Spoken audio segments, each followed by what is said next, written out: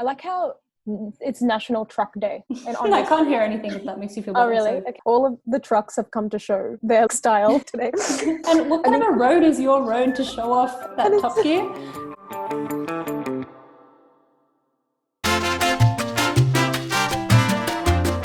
So this test is based on the personality theory created by Myer and Briggs. Do these guys have some sort of literature behind them? Like, are they personality gurus or? Let's find out. Two Americans. I hate that that's their, like, what does that even mean? Okay. I don't know. Like, wouldn't it be better to be like two psychologists? The original versions of the MBTI were constructed by two Americans, Catherine Briggs and her daughter Isabel Myers. The MBTI is based on the conceptual theory proposed by Swiss psychiatrist Carl Jung, who had speculated that people experience the world using four principal psychological functions: sensation, intuition, feeling, and thinking, and that one of these four functions is dominant for a person most of the time. That's interesting. The four categories are introversion, extroversion, sensing, intuition, thinking, feeling, judging, perception.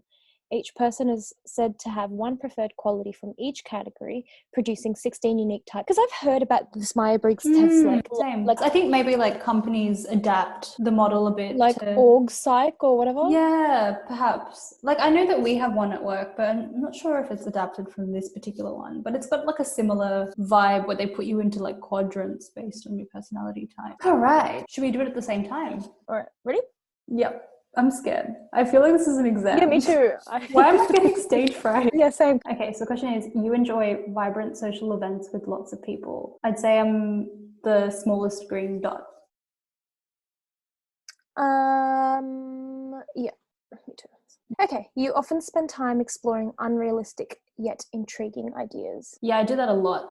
Yeah, I very much do that. Today we're playing a game called Dream Daddy. Your travel plans are more likely to look like a rough list of ideas than a detailed itinerary. Mine's like disagree. Oh my God, we're so different. So smallest green dot. God, there is no way mine look like a jotted down random, like, oh, would like to see a tree. Like, If your friend is sad about something, your first instinct is to try to support them emotionally, not to try and solve their problem. This one's interesting. Because this question says your first instinct, I just went with my first instinct. And my first instinct actually... But I don't think you actually want to experience things because you would experience it if you wanted to experience things. And my first instinct actually is it depends on the person who it is. If I know that the person wants solutions, like, so for example, if it's I'll offer her solution city, it'll just be solutions. But if it's with you, it'll definitely be emotional support first. Understanding what somebody wants is emotional support in itself. With that in mind, smallest green dot. For me, I think that how I can help solve their problem is by providing emotional support. A lot of the times, the reason why people get so worked up is because they feel misunderstood, right? Yeah. And they feel like, something's gone wrong and they can't make sense of why they're feeling the way that they feel. Look, once you get to the root of the problem and you're like, oh, okay, I just feel like this is coming from my insecurity of not feeling intelligent or something, the person would be more inclined to start to look at how to solve their problem. That's very true. And I think a lot of people actually misdiagnose their issues. And they're like, I feel like this because this. And you're just like, I don't know about. That's the thing. Like, I just feel like people are so off. Like, and it's so hard to tell someone that you disagree that why they think they go here, just because that is my first instinct, but I don't see it as two separate things. People rarely upset you. The second biggest green dot. I don't strongly agree because obviously people upset me, but it's actually quite rare that I genuinely get upset. Mine is literally the opposite. I love that. I just think that I have like 3.4 people in my life, and like we're on rotation to upset you. Like, it rarely happens, but of the times that it happens, it upsets you. Right. Yeah. I think in essence, it's that I actually don't have expectations of people anymore. And I don't mean that in a, I don't give a damn kind of a way. So when I seek out friends, I am seeking out friends that meet my standards. Yeah. Therefore, I don't have expectations because they've met my standards.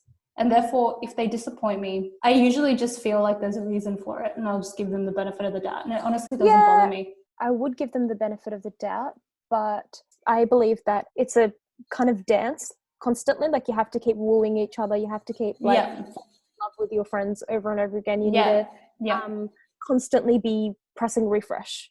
I just hate it when people are like, we've been friends for like 8 years, therefore so, like, continue to be friends. No, like that's like me saying I've had a lawnmower for like 8 years and therefore it'll always be my lawnmower. One day it's gonna die, and that's a fact. Yeah, I don't have time for that. But you need to keep replacing the engine.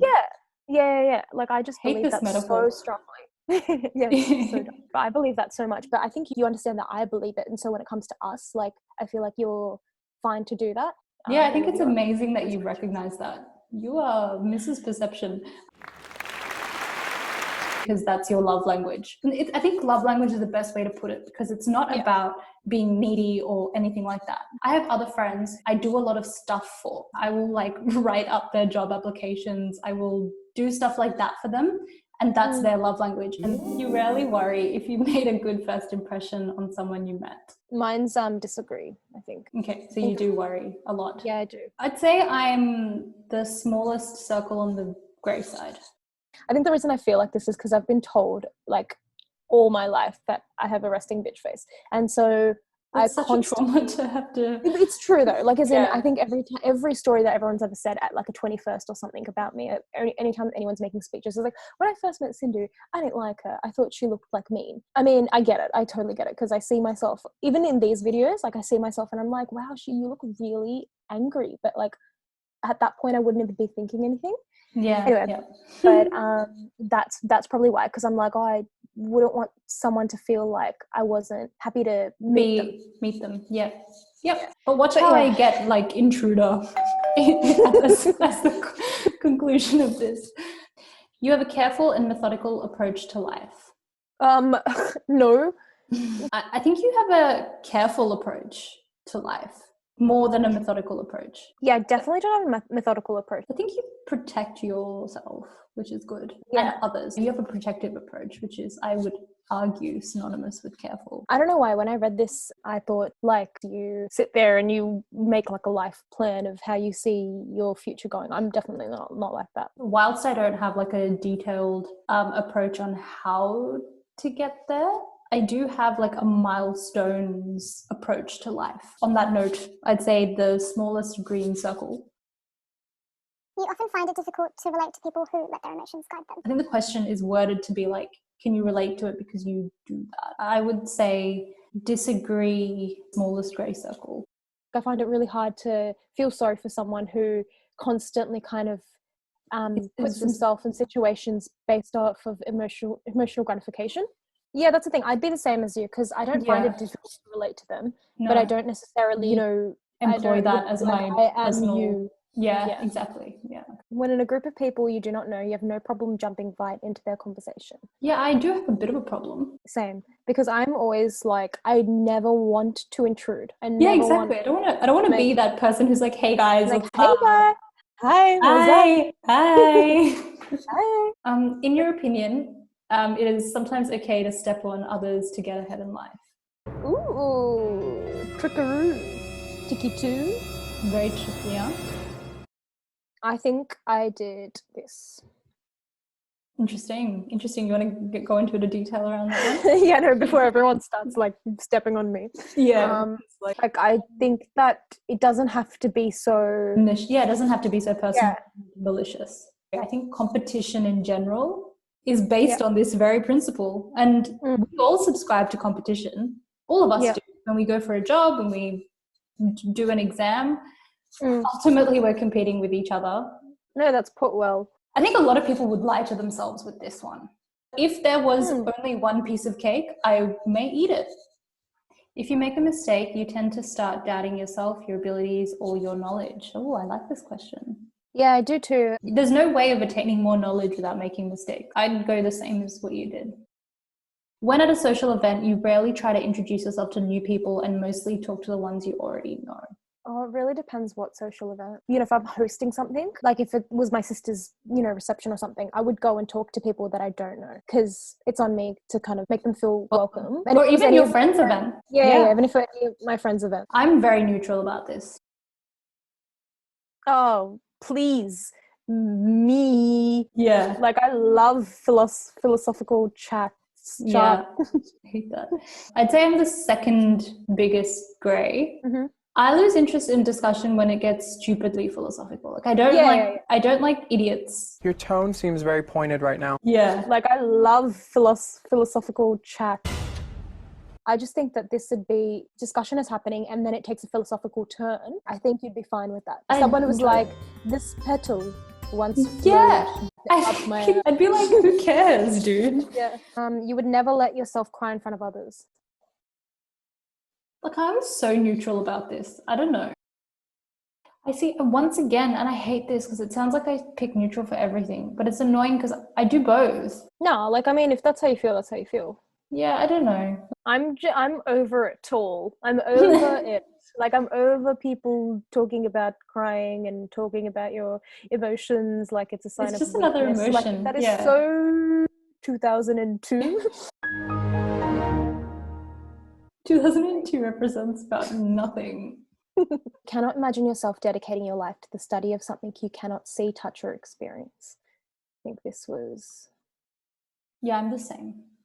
We usually prefer to get your revenge rather than forgive.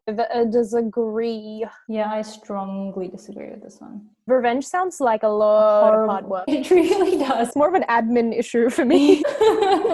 I feel like when we were younger, being vengeful was actually a trait. I think as a kid, the choices were hit them back or don't hit them back.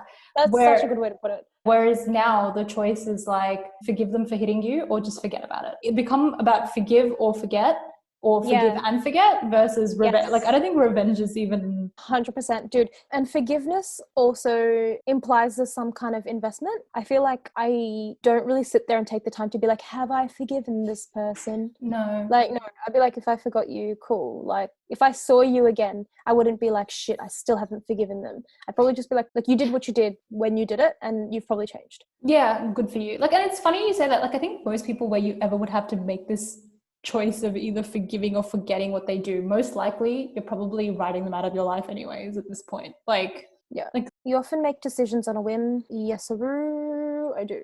I'm probably the smallest grey circle. I think when it comes down to it, like I overthink over and over again. It's just a freestyle. Years ago, they tried to put me in the...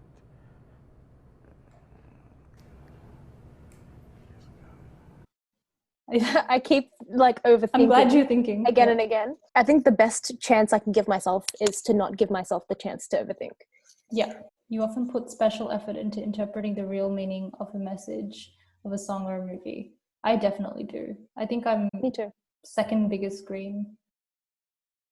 Yeah. When you know someone thinks highly of you, you also wonder how long it will be until they become disappointed in you. That's really sad.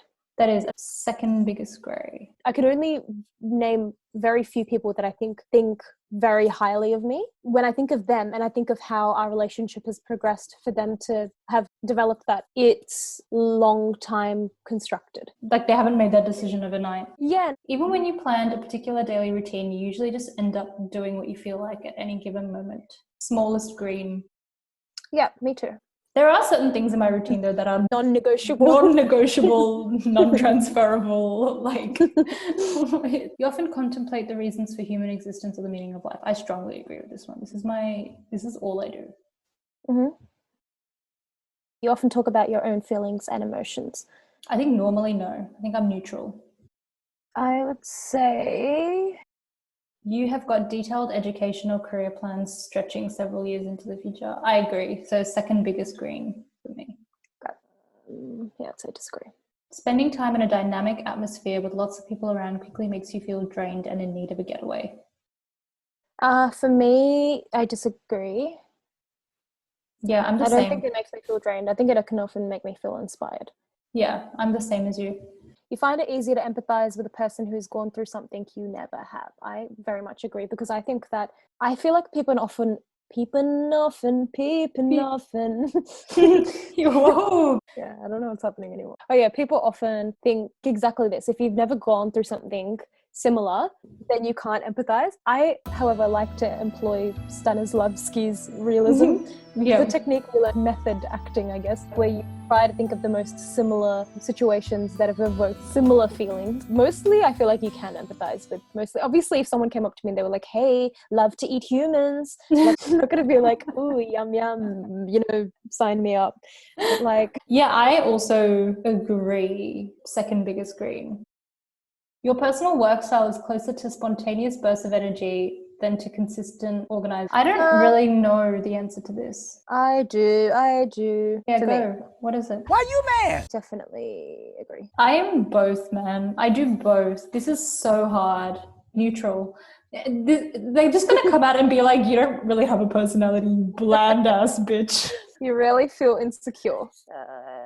Yeah, I'd go there. I'd say I'm the smallest green. Smallest screen. Okay. Well, good on you. I'm glad everything's working out for you. I'm perfect, you know? What can I say? Good. I'm really scared. I'm going to get turnips R us. Oh my god, me too. I'm scared.